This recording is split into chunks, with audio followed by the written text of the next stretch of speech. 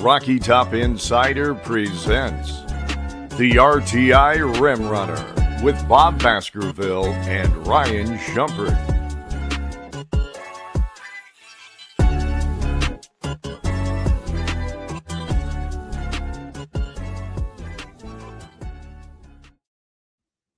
Welcome. Time for another edition of the RTI Rim Runner. I'm Bob Baskerville, joined as always by Ryan Shumpert.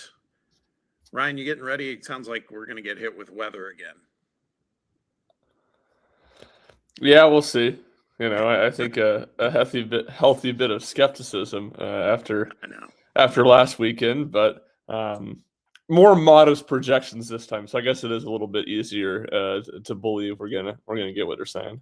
Yeah, I agree. I mean, and by the way, thoughts go out to everybody. I know for you in particular, Ryan, you got family and friends in the mid-state. I know they got drilled last week, and in West Tennessee too. So, as we do our collective eye roll about what didn't happen here, we recognize that there's a lot of bad stuff that happened in other parts of the state for sure. Yeah, no doubt. I think it's been pretty brutal in Nashville. I know a lot of people there lost their power. I know some just got it back on Thursday. So, yeah. Well, it seemed like Mississippi was really bad. Yes. Even I don't think Georgia was terrible. Being down there this week, there was still snow and ice on the ground in a lot of places. So it was we were definitely fortunate, as we kind of joke about it, but we got it about as good as it possibly could have been. It seemed like for most people in the Midwest or the Southeast. Yeah.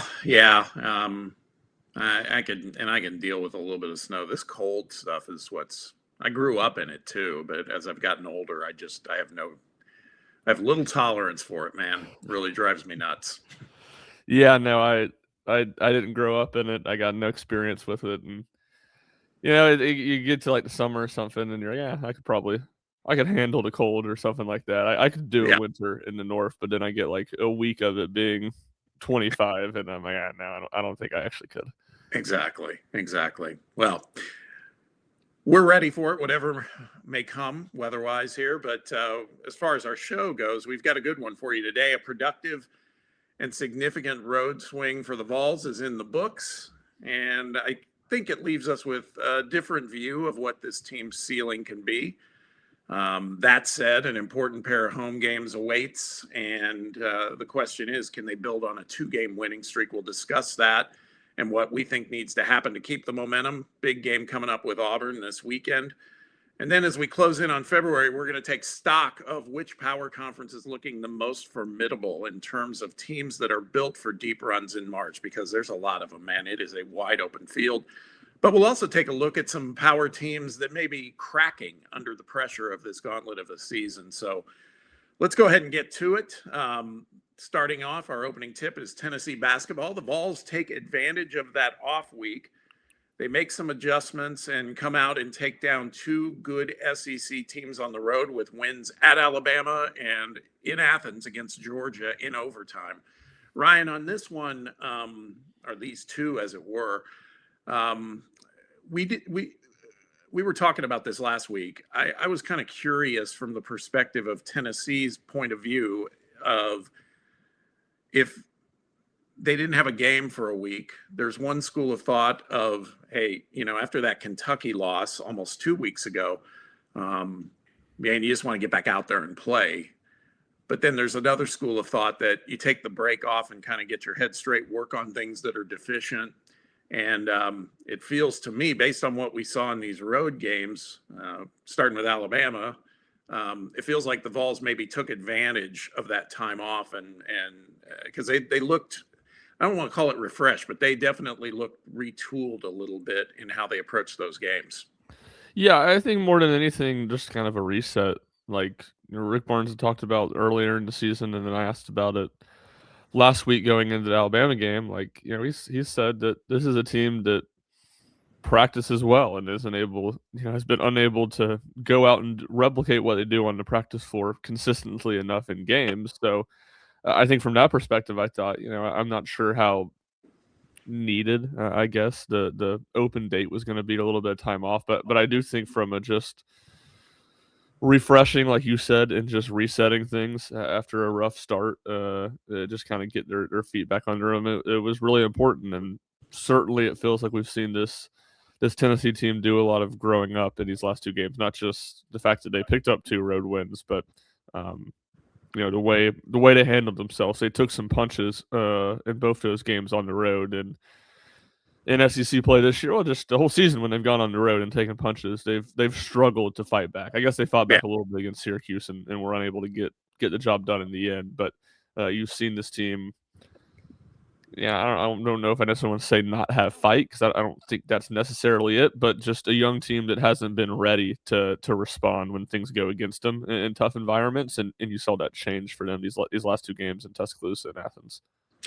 Yeah, I mean, I think what I can't help but think maybe they used a little of this as to fuel their approach at this game in Alabama. That game's about a week old, so we're not going to dig too deep in it because we know what happened there. But I do want to touch on a few items. And first, that they overcame what we think is a good Alabama team, but then the extraneous noise surrounding the addition of Charles Bediako. So that just made this 79-73 win all the more satisfying, because you're right. That first half, the first half of the first half was choppy for sure. But I think Tennessee got down 10 points at one point early, but they locked in, took control really in about the last minute and a half of the first half, and then right into the 4 or 5 minute, first 4 or 5 minutes in the second half. I wanted to get your take because you were down there for this. We were hearing it on TV when Bediako came into the game. I was a little struck by how giddy the Alabama fan base sounded. Right? I mean, it sounded like he was some sort of war hero or something coming into the game. Yeah, like he was Brian Robinson and got shot or something, or Yeah, beat cancer or something to return to the court. And I mean, that's maybe not when he checked in, but when he had a couple of probably when he had the block, and I can't remember who it was he blocked that led to a transition alley oop on the other end. I think that was probably the loudest it was in there all game, and pretty consistently the loudest was him making plays. So that was definitely a very unique scene, very unique scene. yeah. To your point, just kind of contributed to the outside noise Tennessee was dealing with. Yeah. Now, a couple things I do want to touch on here. Difference makers in this game. I mean, again, it's well known by many now, but we do have to take just a minute and talk about the game Nate Ahmed had. I mean, he was fantastic, and it just feels like we're watching this progression. I don't want to make it sound like he's totally unleashed at this point, but this is a far different kid than what we saw in December and the early part of January, for sure. No doubt, and again, it feels like just steadily building off of it. And the Alabama game was definitely his best game of the season. I think just from what he did from a confidence standpoint, and look, I think it was certainly beneficial that Mari Allen missed that game. He's a good defender. He's the guy I think would have spent most of the time on Nate, and it would have made life more difficult for him. But I think it's also a huge credit to Nate for taking advantage of a mismatch. He presents a lot of mismatches for teams when Tennessee plays them at the 3, so it's not like that's going to be something that doesn't happen a lot. But no, he was fantastic. Really, just a driving force for Tennessee throughout the game, and then I thought Jacoby Gillespie was really good too. Those guys, it kind of looked like in a lot of ways what we thought it could look like for Tennessee. Yeah.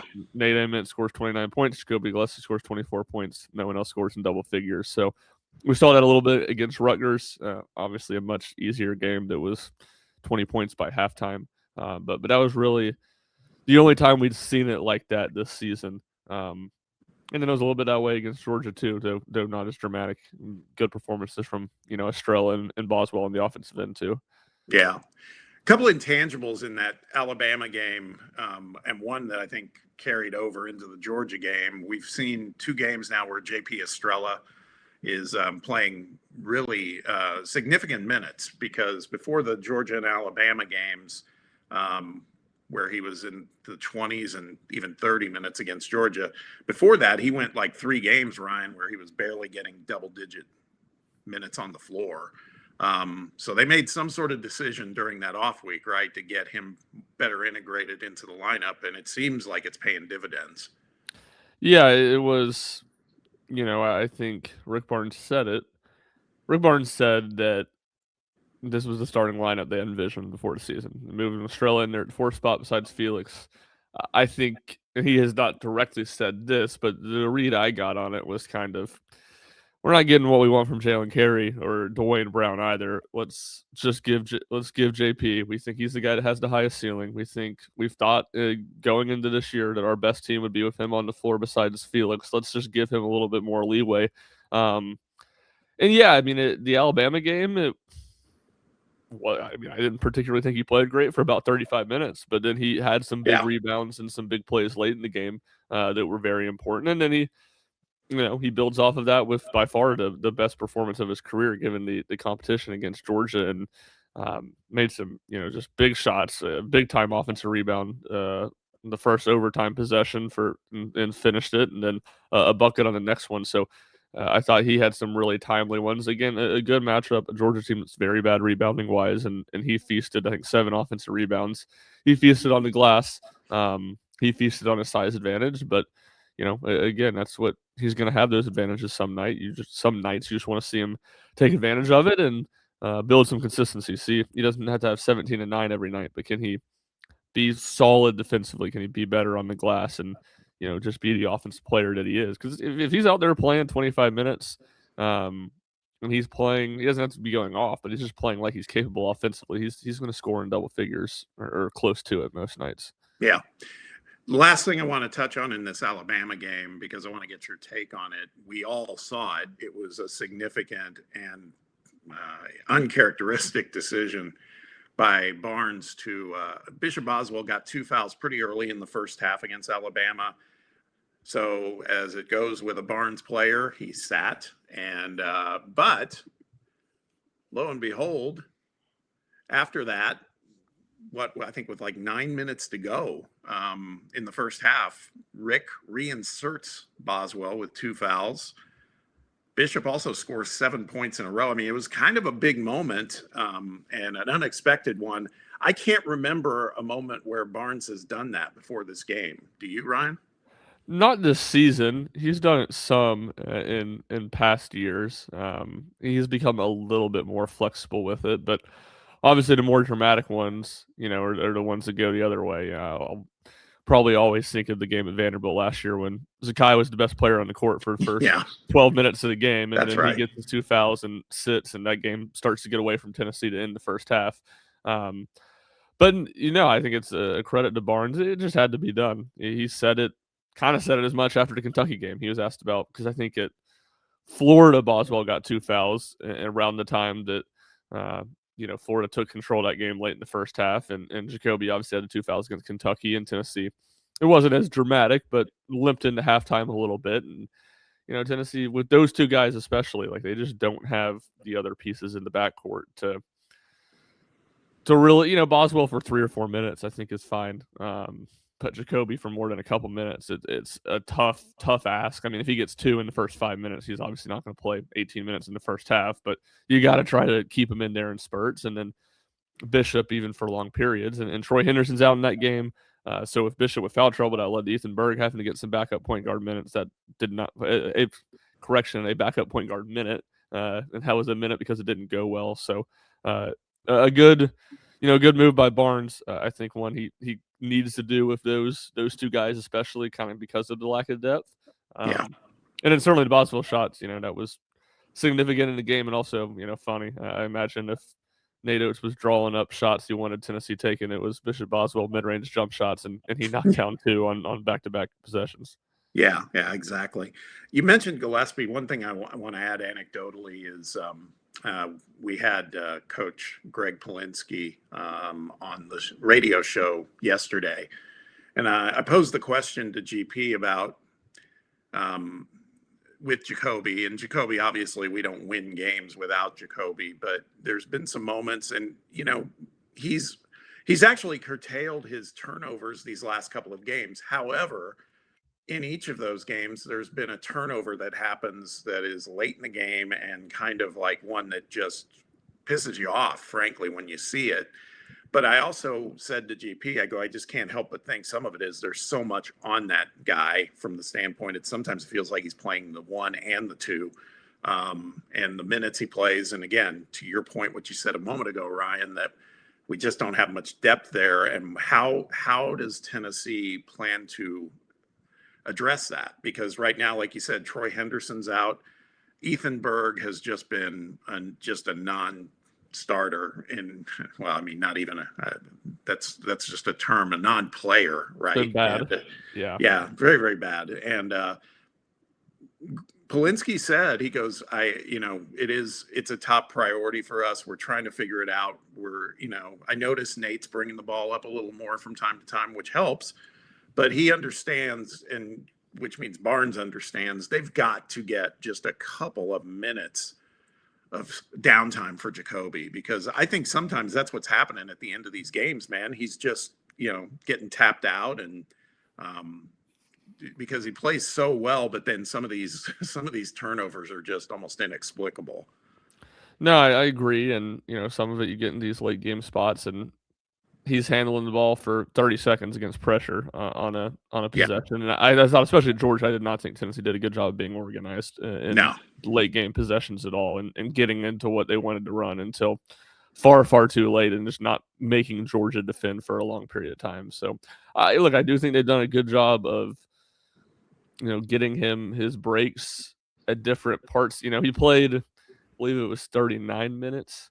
41 minutes of 45 minutes at Georgia the other night, and maybe 2 or 3 straight minutes early in the second. He got blown by on about the second possession of the second half, and Rick had him sit for a couple minutes after that. But the other time, it felt like he got 2 or 3 other rests just right around media timeouts, where you're kind of the age-old trick of just turning a timeout into a longer break for him, where he's not missing as much time. So I've liked some of that, but certainly, you got to find more ways. And Troy Henderson, I think, is one. Bishop Boswell being healthy, I think, is or out of foul trouble, I think, is another one. Because I think he's probably their next best option to run the point. And then it's just, I think, about how you're doing your rotations. Can you get Jacoby off the court when you got like Nate and JP on the court, so you have some legit offensive options and some ways you can run offense. Without feeling like you're just searching for a bucket or two. And, if he's got to sit for 3 minutes, if you can score on 1 of 3 possessions or something like that, where you're going to be really happy, like, can you not feel as much like you're in survival mode because you have some of your other more capable offensive players out there? Yeah. Quickly, we've touched a little bit on Georgia. The Vols roll into Athens a day later than expected due to the weather, and then they weathered a storm, honestly, to win what I consider to be kind of an uneven, but hey, they all count, an overtime win against Georgia, 86-85. Georgia came out in that first half, Ryan. I was not expecting them to. We even had, again, on the radio, we had a guy on who covers Georgia saying that's their biggest concern is they just get into this habit of chucking up threes, and they're not that good at it. But boy, in the first half, they were good at it against us. They shot nearly 50% from 3, had a 6-point lead at halftime. All that said, I still didn't feel like Tennessee was in a position to lose that game, really. It just felt like I was kind of like, I think water will find its level. And particularly when you had a night so dominant on the glass like Tennessee had, things did start to even out. Georgia kept shooting threes in the second half, and they weren't falling. And it did go to overtime, and even with Jeremiah Wilkinson scoring way below his average, Georgia hung in there. But Tennessee fought through it. And you mentioned J.P. Estrella a little earlier. He had a signature night against Georgia as well. Nate had a strong second half. Bishop Boswell, really solid performance. It ended up being a good gritty win. And I'm afraid that's just what we are going to have to expect in the SEC, really, on the road. No doubt. I don't think a ton of them, like you said, especially on the road, are going to look super pretty. And that's just kind of the nature of it. And yeah, I mean, Tennessee offensively obviously really struggled in the first half, despite despite the turnovers. And then for the first 15 minutes of the second half, or 16 minutes of the second half, it was about as good as they've looked all season offensively against, quality opponents. And then, as we've kind of previously noted, I think scored 4 points in the final 4 minutes and was unable to put the game away in regulation. But a good team effort. I thought Bishop played a really well-rounded game. He played 42 minutes and hit some big shots in the second half.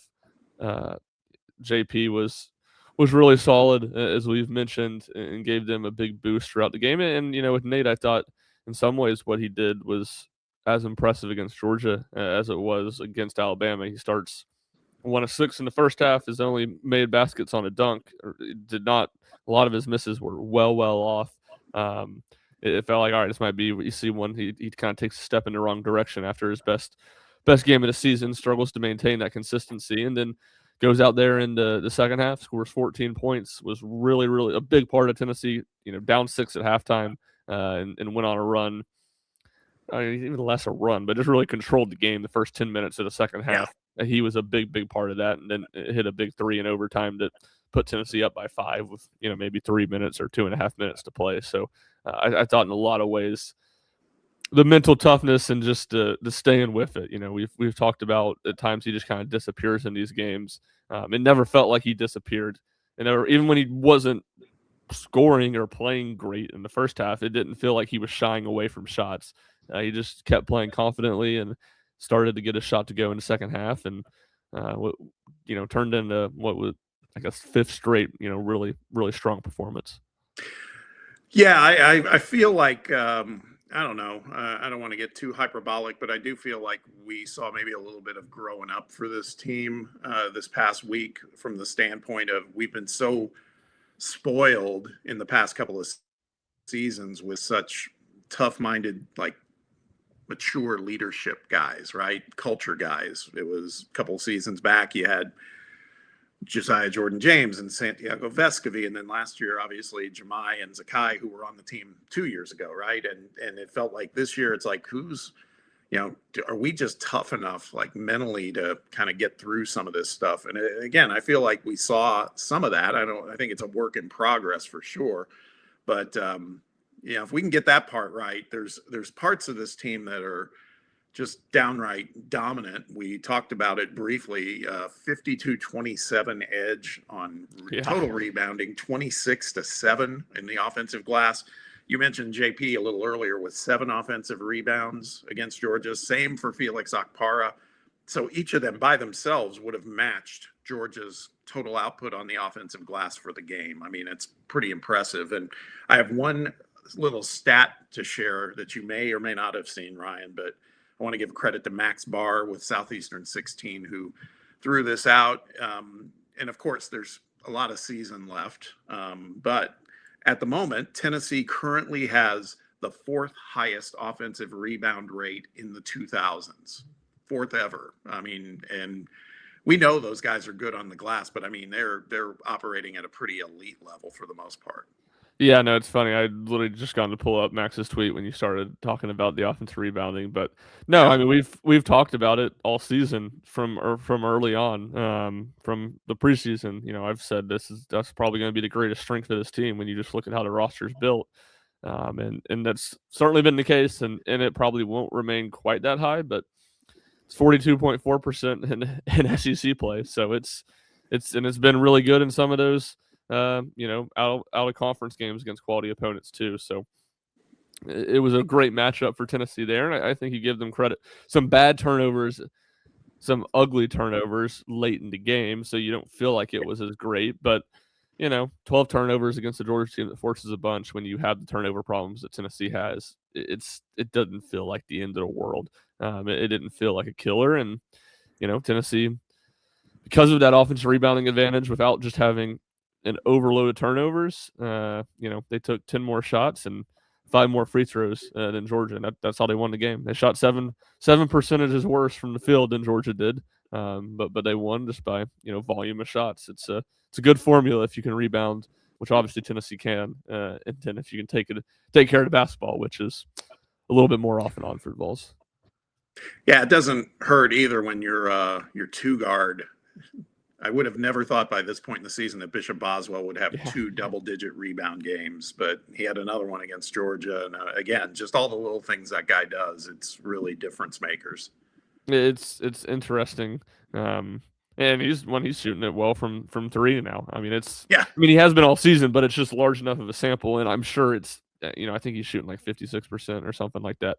I don't anticipate it remaining that high, but yeah, it's to the point now, and I'll knock on wood for the Vol fans out there. I'd be surprised if he doesn't shoot 40% this year. And again, he's not taking a ton of shots. He's only going to end up making. Let's see where he's at now. He's made 16 threes. Is this SEC only? yeah. Double check that.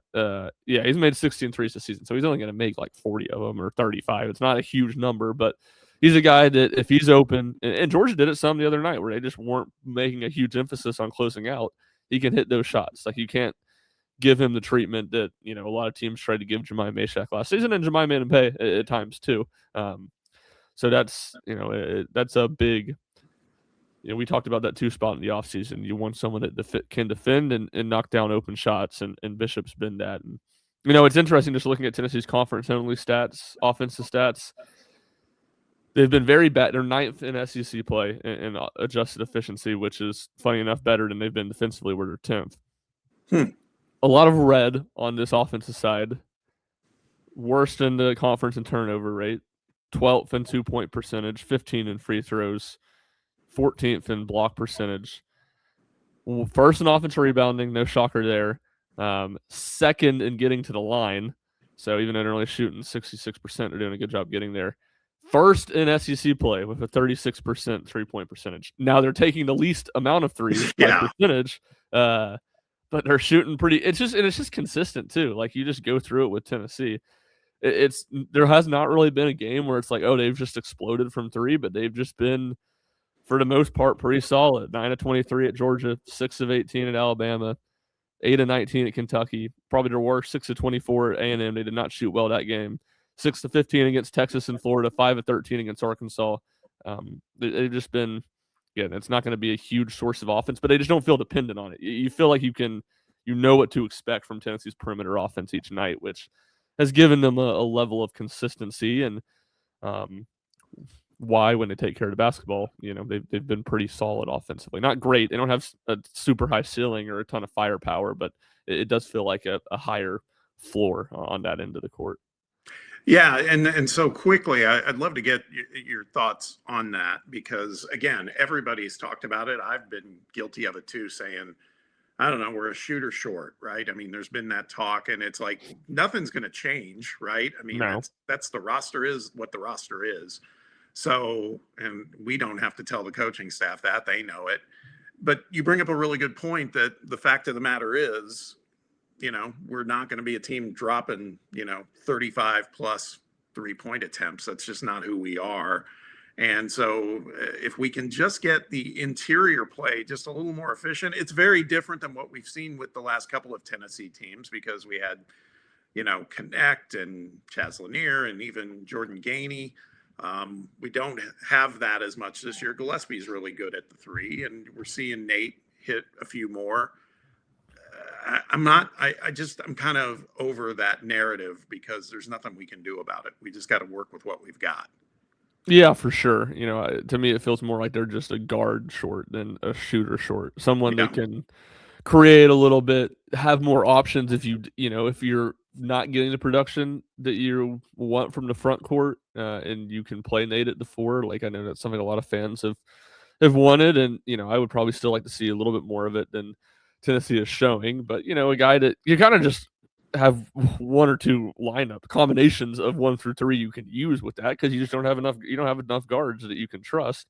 I mean, and Henderson would change it a little bit if he's out there a little bit more healthy. So that's more what I would say. Less a shooter, in the sense of like some knockdown guy, but just another guy that you have to respect three, that can create off the dribble.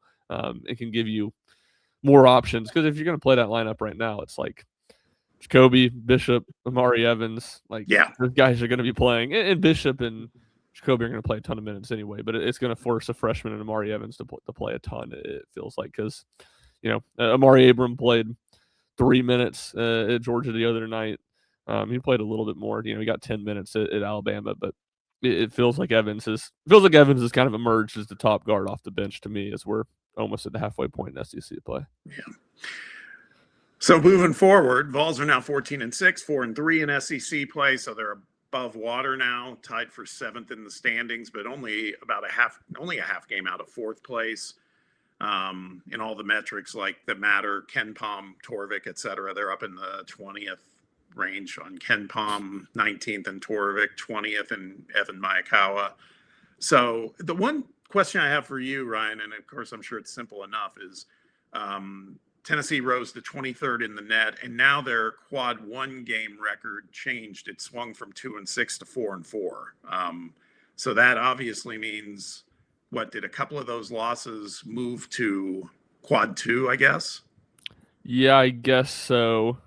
Trying to think what it would have been. Maybe Kentucky. I guess that would have been a possible one. I'm not sure what other loss would have moved. Because Syracuse was already quad 2, Syracuse, right? Yeah, I think they've shuffled back and forth a little bit. So maybe that had moved to quad 1 and then moved back to quad 2. They've kind of been on that line. So those metrics, I mean, again, for anybody who was thinking Tennessee is not going to make the NCAA tournament, because I heard a little of that after the Kentucky loss, it's again, non-starter. I mean, as long as they continue to take care of business, it's really about where will they get seeded. And so we look ahead to the possibility or the prospect of building on the momentum of the 2-game winning streak. Tennessee hosting a resurgent Auburn team who comes into Knoxville on Saturday night. And then a Tuesday night home game with Ole Miss coming up at home next week. Let's talk about Auburn for a second, though. Obviously, we know the history there. We got Stephen Pearl coming to town. They're 14-7. You look back at their schedule, man. They've played a tough schedule, and they're also, like I use the term resurgent, they've won 4 straight, and I mean, they might have arguably the best SEC win so far this season, winning at Florida last weekend.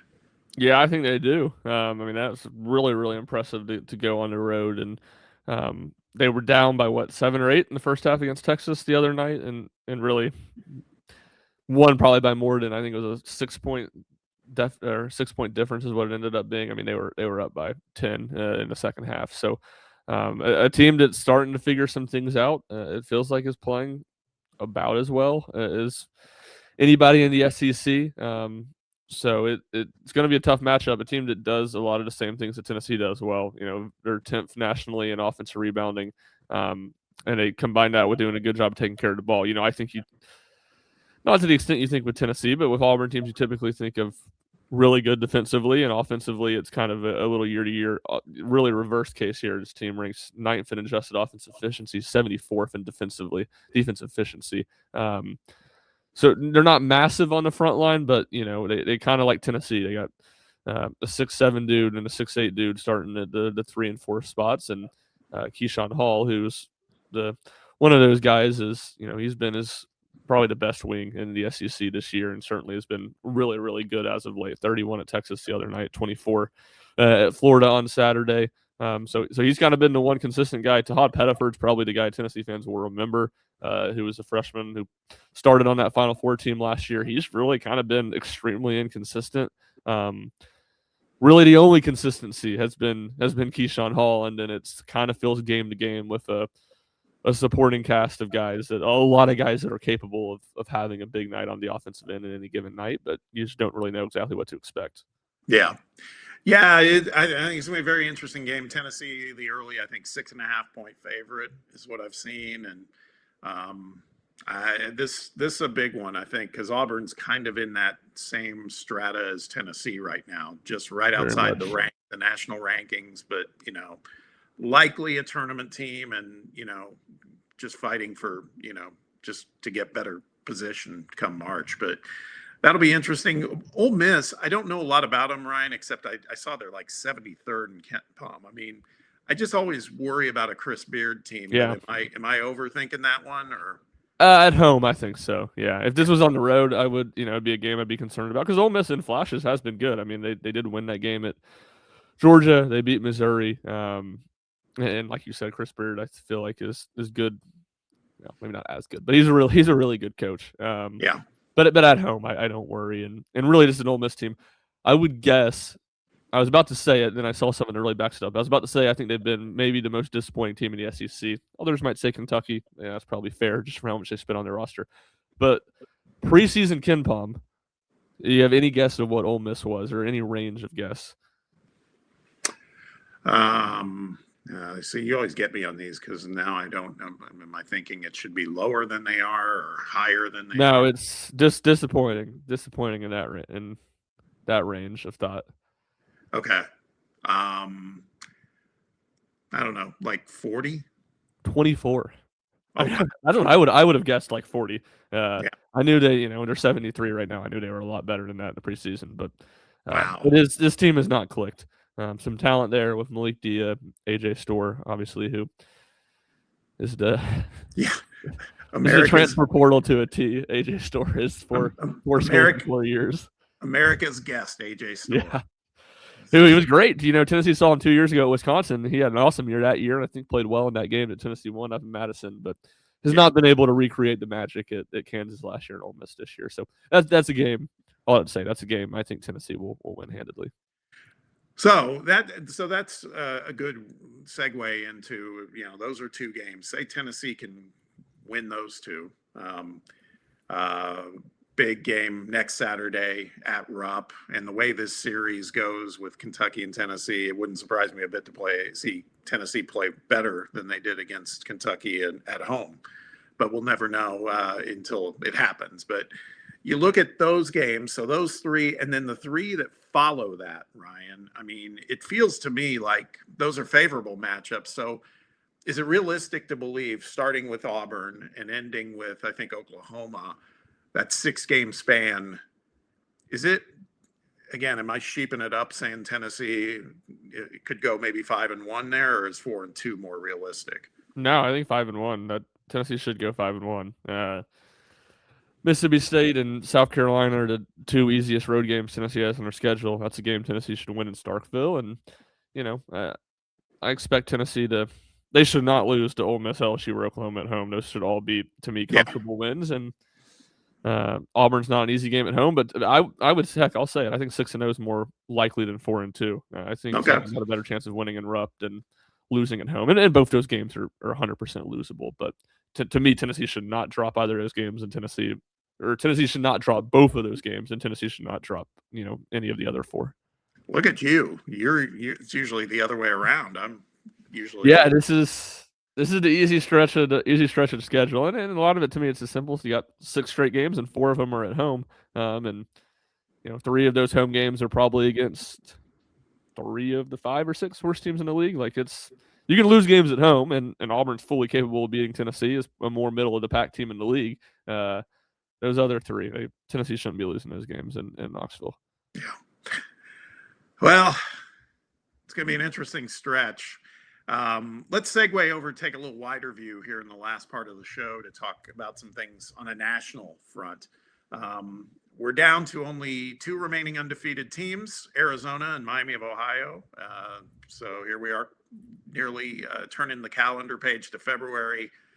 And look, I think that it's really not absurd to believe that there could be as many as, there's probably 9 or 10 teams that are capable of making a run to the national title. That just speaks to the depth of college basketball right now. Conference play is getting intense all around the country.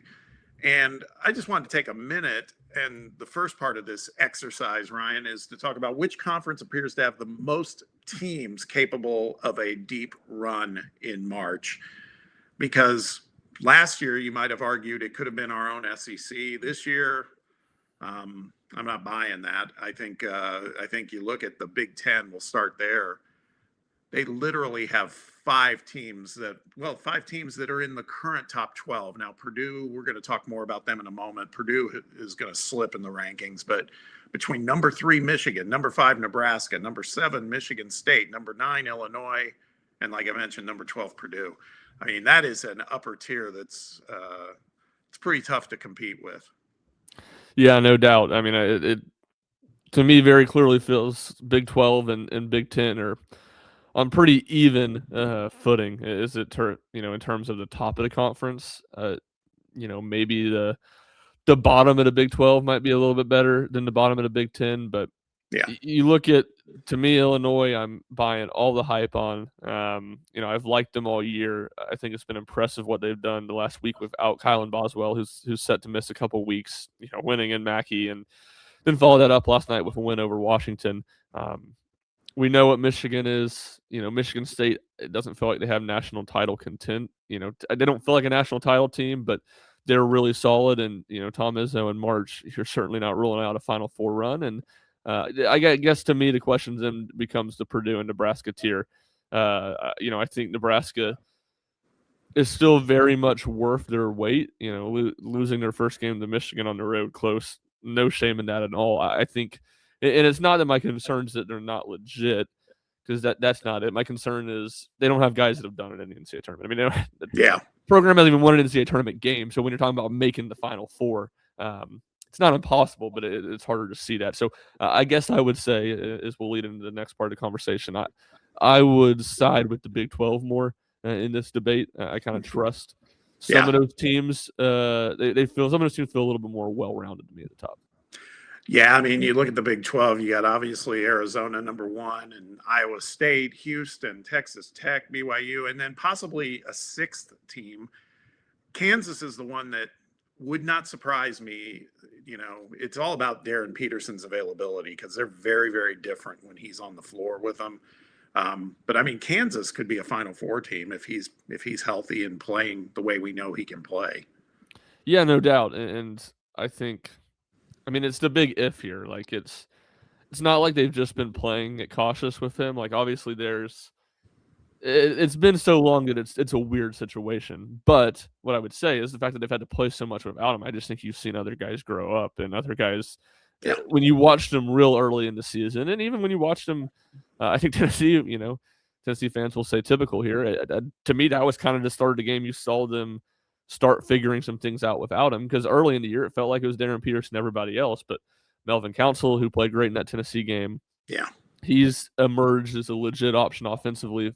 Flory Badunga, the center, who's he's not a guy you're going to throw the ball into 10 times a game, but he's, to me, is about as good. One of the better big men in the Big 12, and really one of the better big men in the country in a year that's not been a year to big. So Trey White's a little bit of an X factor. He's still been a little bit up and down for them, but when they have Peterson with those guys who have figured out how to impact the game and be a little bit more explosive, certainly the ceiling is really, really high for that bunch.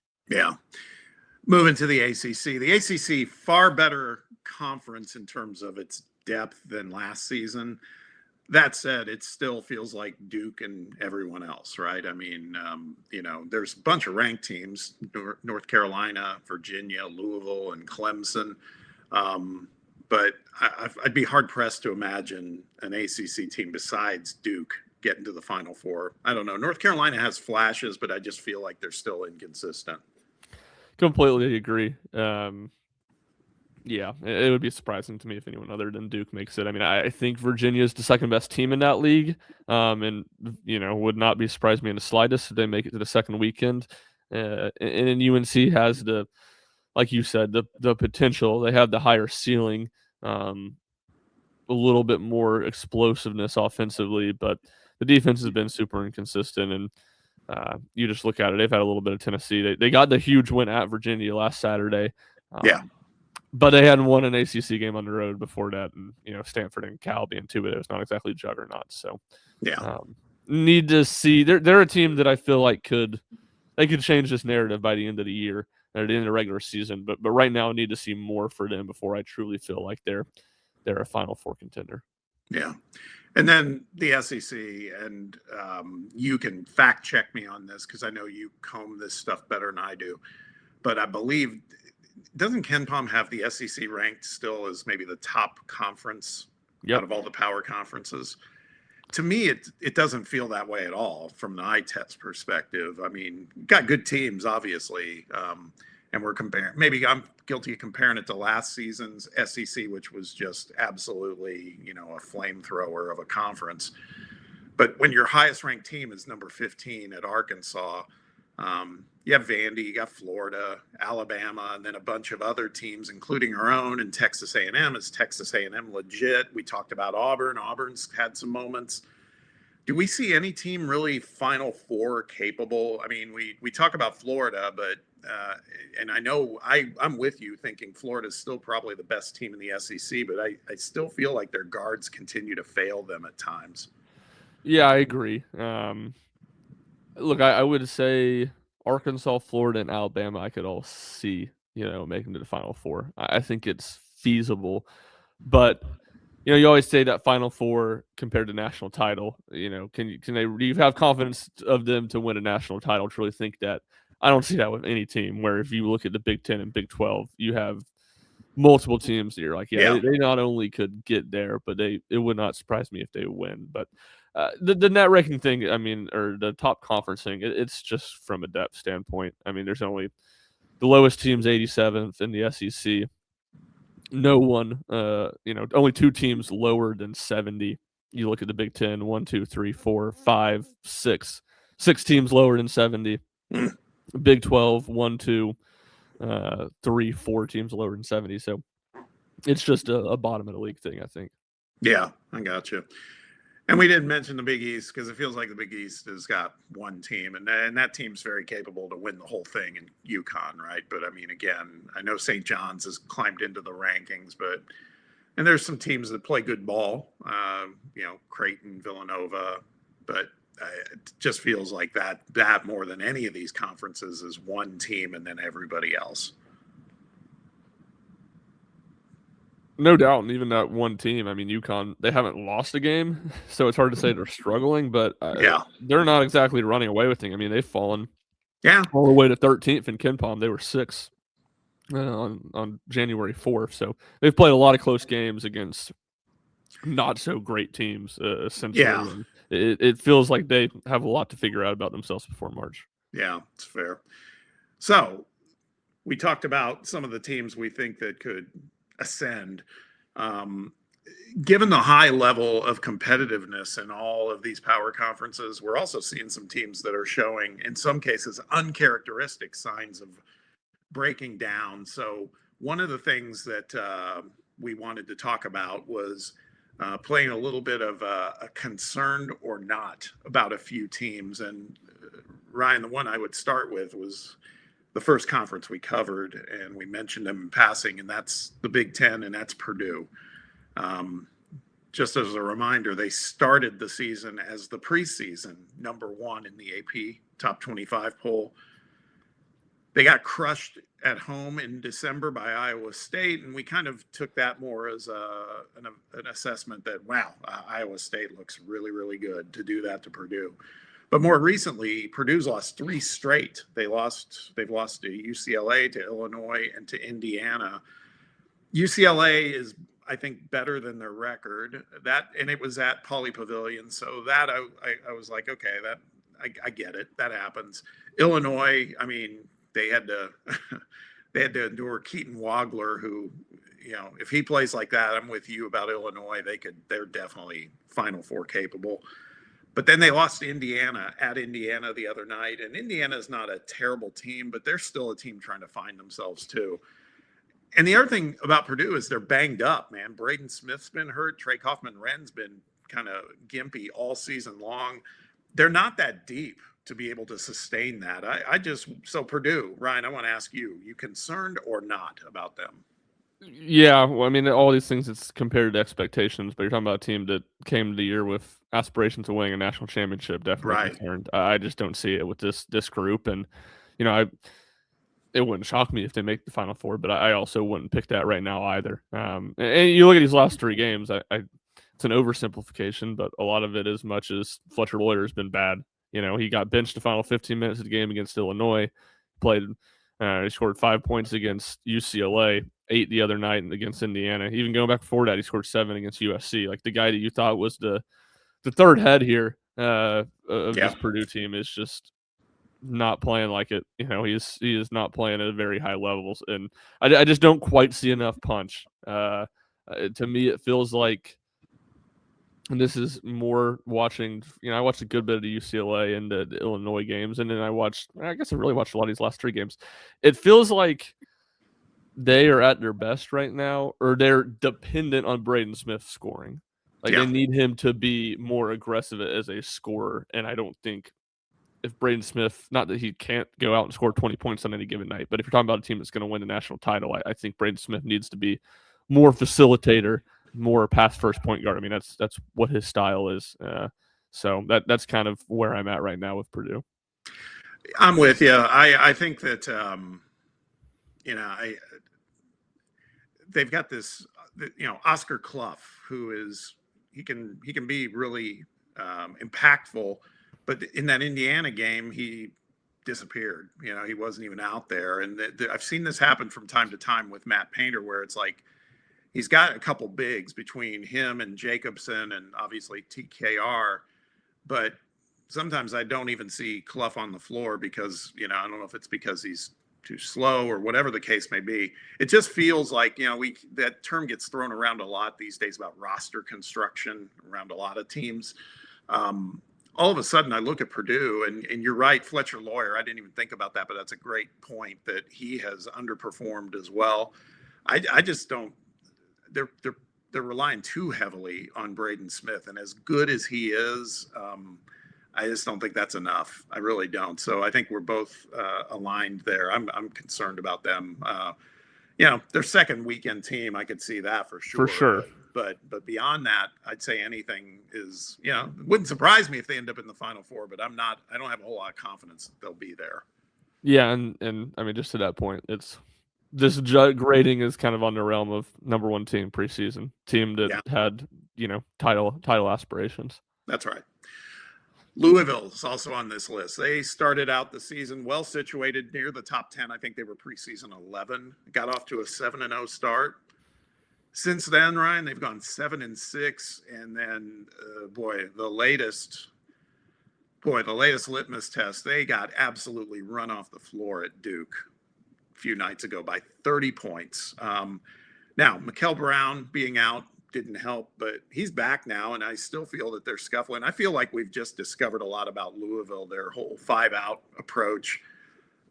It hasn't served them well. So Louisville, concerned or not? Yeah, I would say so.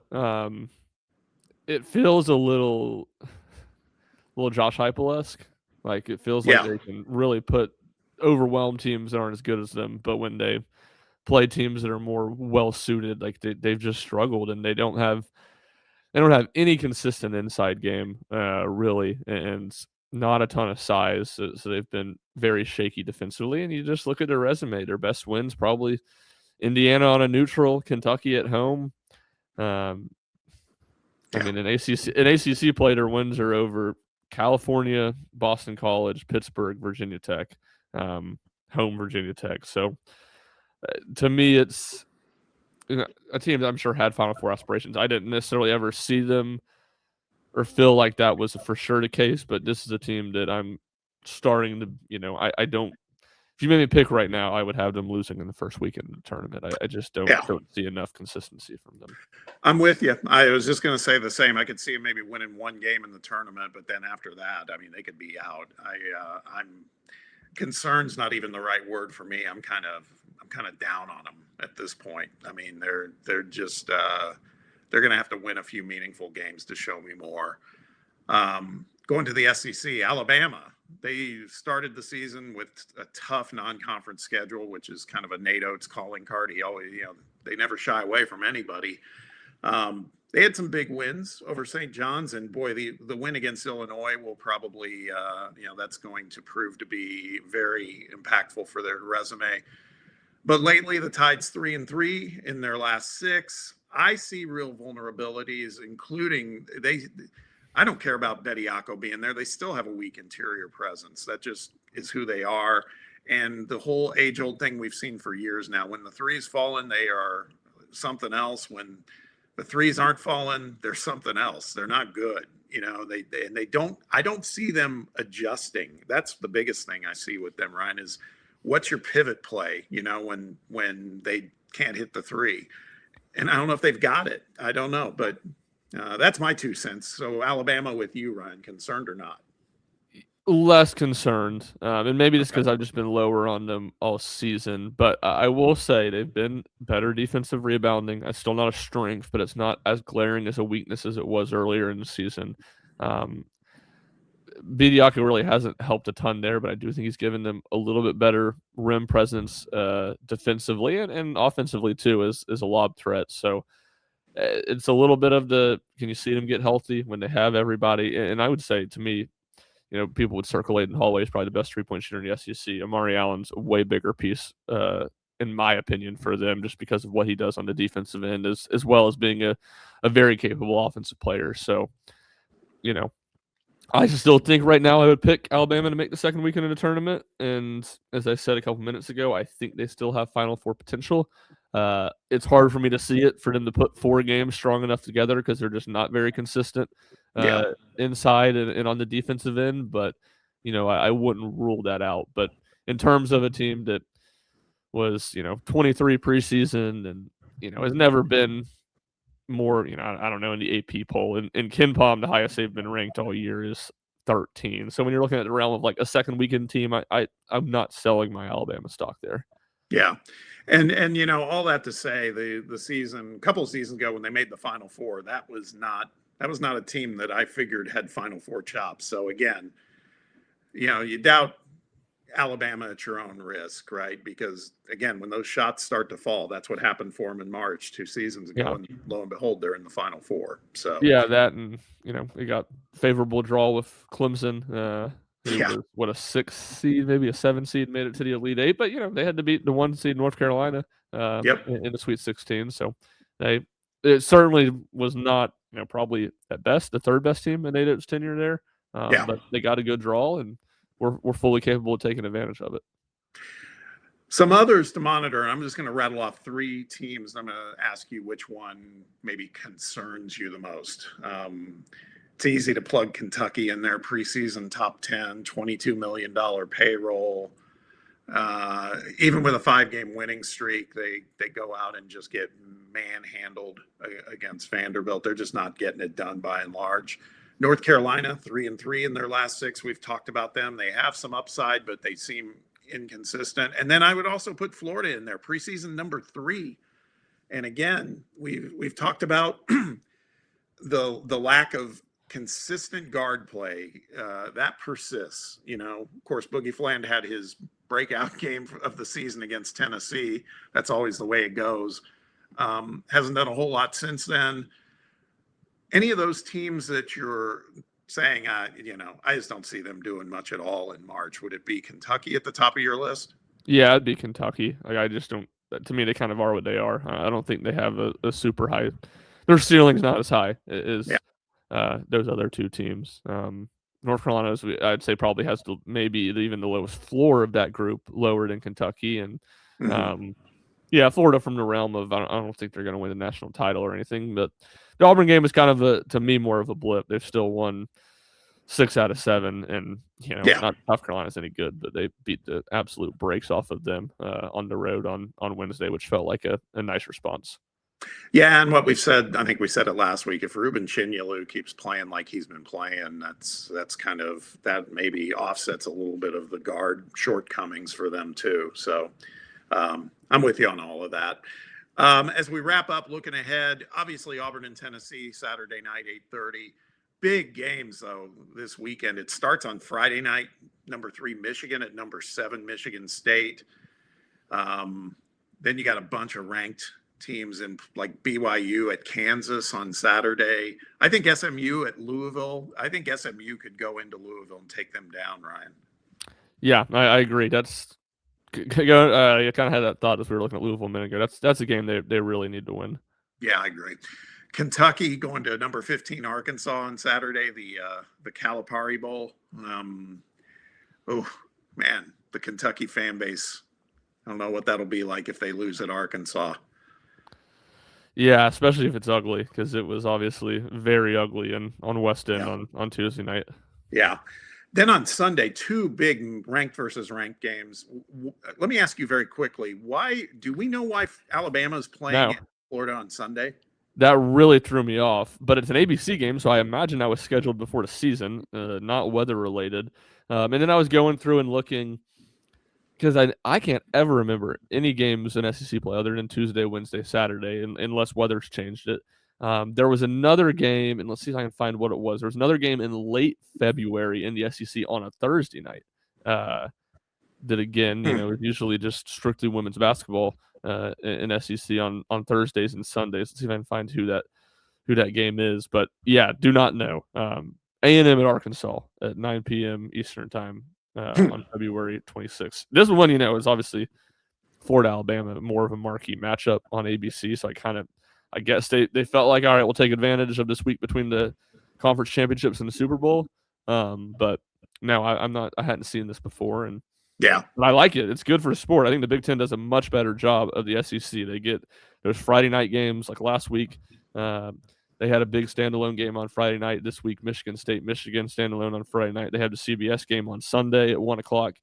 I've thought the Big Ten does a much better job of promoting their conference with these good standalone games than the SEC does. So I like the idea.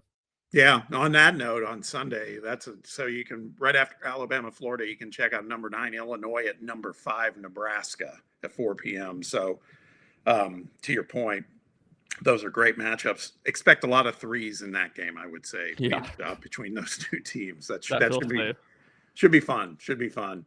And a big one on Monday night too. Number 14 Kansas at number 11 Texas Tech. So we are in the throes of it right now, man. It is college basketball all the time, and we do love it. And we'll wrap it up for this week, but you can certainly bet we'll be back next week to see if Tennessee's win streak is still intact, and to preview that revenge game visit to Lexington to face Kentucky. Hey, as a reminder, make sure you hit the like and subscribe button for this show on YouTube. We appreciate that support. And also, if you're listening to us as a podcast, make sure you download us wherever you listen to your podcast. We're available everywhere. Many thanks to all of you out there who make the time to check the show out. Ryan, thank you as always, and look forward to doing this with you again next week. Should be a lot of fun stuff to talk about. Yeah, no doubt, and we'll see if Tennessee can hold serve and take care of business at home, and a lot of big games, and as we were just saying, some fun standalone games this weekend on Friday and Sunday. So check those out. No doubt, no doubt. Okay, to everybody out there, I hope you have a great college hoops weekend. Stay warm, and we'll see you next time with a brand new episode of the RTI Rim Runner.